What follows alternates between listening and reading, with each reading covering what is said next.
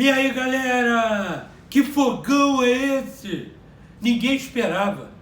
Esperava um bom jogo, mas não essa teta que foi pro Internacional. Mas a história é o Vasco naturalmente. Sem vinheta eu não entro, sem like eu não comento.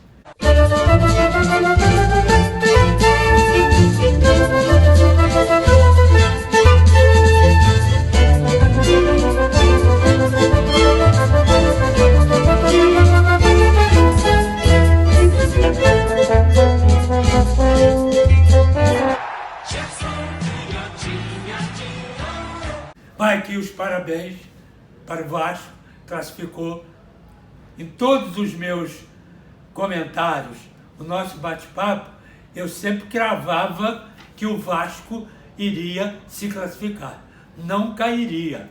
Eu ainda disse aqui, estou com o treinador do Vasco, o Vasco não cai, e não caiu.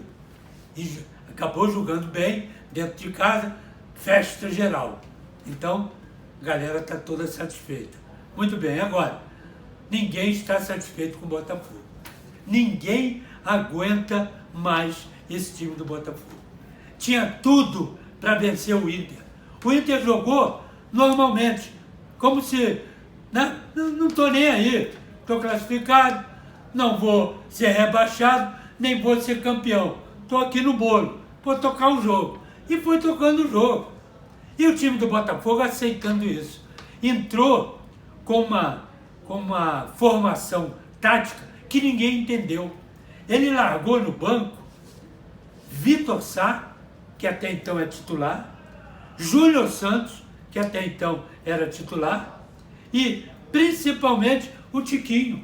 Então os três no banco.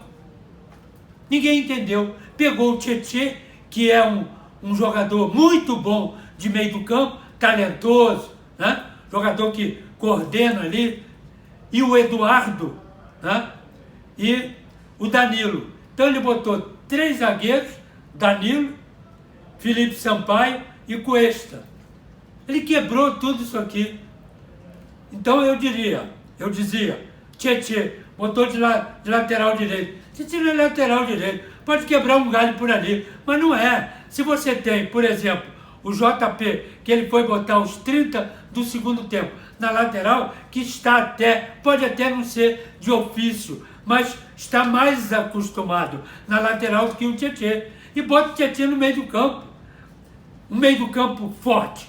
O Danilo, tá certo? Eduardo e Tietê. Ou Danilo, Tietê e Marlon Freitas. Pronto, está montado. Deixa o Eduardo vir como um quarto homem de meio do campo e bota 2 na frente para brigar. E acabou o problema. Mas não, modificou a zaga, modificou o meio do campo e modificou a frente, que não reagiu. A bola não chegava. E estava fácil. Toque aqui pelo lado esquerdo, por exemplo, ficava aqui do lado esquerdo Luiz Henrique, que deveria ser o Vitor Sá ou o Júnior Santos, com apoio do Hugo. Já tem aqui. E botava o Eduardo aqui. Então são 3 em cima do lateral. Alguém vai ter que sair para fazer essa cobertura. E aí fica mais fácil para o meio do campo trabalhar. A mesma coisa lá pelo lado direito. Mas nada disso saiu. Então o que acontece? 18 minutos. A zaga do Botafogo ainda deu sorte. Porque estavam Felipe Sampaio e Cuesta. Os dois não têm velocidade. O Danilo saía, né? Vinha pelo lado direito, que o Tietê avançava, ou vinha para o meio. Tietê avançado, Danilo, que é um dos zagueiros avançados, sobrava Felipe Sampaio e Cuesta para enfrentar o Valência. Valência estava toda hora entrando homem a homem. Não tinha 2, um encosta e um sobra. Não tinha. Sabe por quê? Porque o Patrick ainda se metia. Então eram 2 contra 2 zagueiros. E ainda tinha o Gabriel Barros. Aí era demais. Toda hora, homem a homem, ou 2 contra 1, ou 2 contra 2, chegando sempre um homem, que eu estou dizendo, Gabriel Barros, do meio do campo, para encontrar encontrar com esses dois de frente. Então, ou 3 contra 2, 2 zagueiros, ou 3 contra 3. O atacante tem sempre uma vantagem. Foi o que aconteceu. Então, Felipe Sampaio falhou nos 2 gols, no outro falhou o Cuesta. Exatamente. Depois saiu Valência e entrava Pedro Henrique.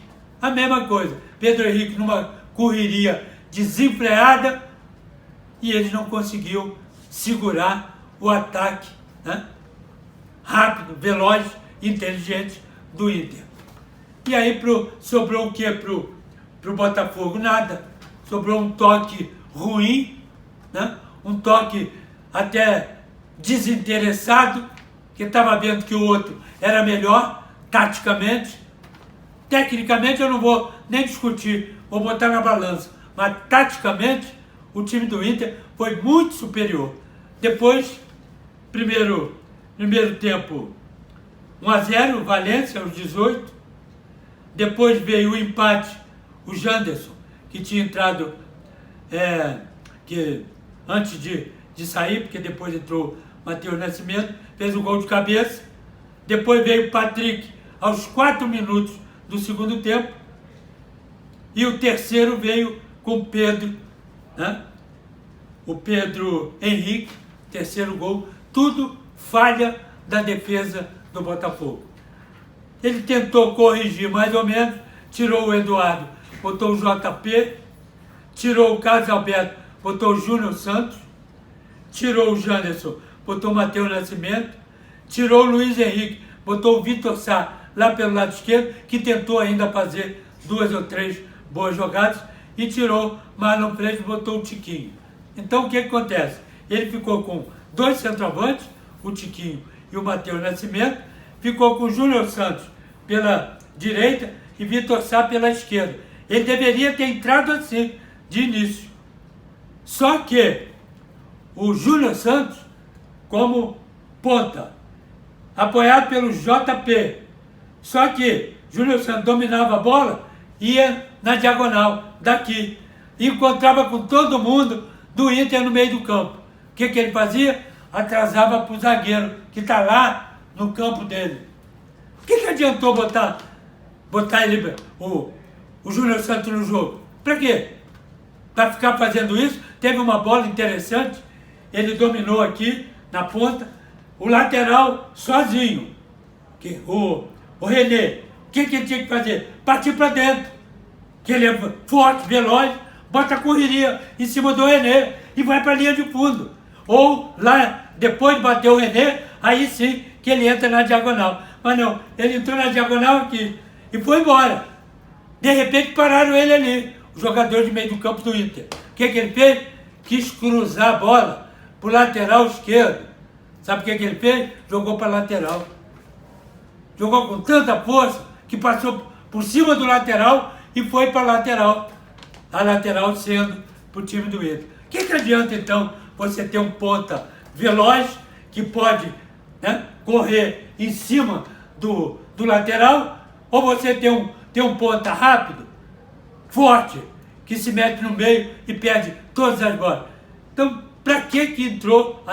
A pergunta é essa. Para que o Júnior Santos entrou? Foi para fazer isso ou para ser ponta a ponta? Para fazer cruzamento, para chutar no gol, mas daqui, e não daqui. Aqui não precisa dele. Para que você quer Júnior Santos no meio do campo?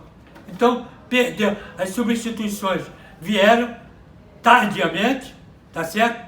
E vieram para tentar melhorar, e piorou. Resultado, 3-1, o Inter, que jogou, eu diria, andando no campo.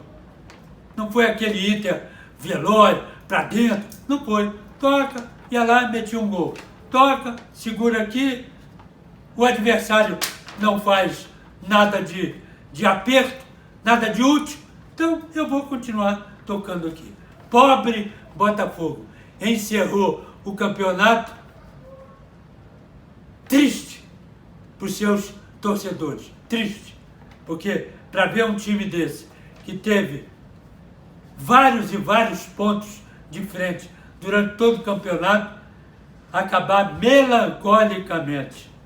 Uma brincadeira. Vou botar aqui Flávio Rodrigues e Rodrigo Guarizo, árbitro e VAR. 0. 1. Vitinho está pedindo para dar 1. Então tá bem, Vitinho. Eu vou dar 1 para essa dupla aqui. Craque do jogo, eu gostei muito do Patrick e do Maurício. Então, Maurício e Patrick, os craques do jogo. E a baranga do jogo. Estou separando aqui o time do Botafogo.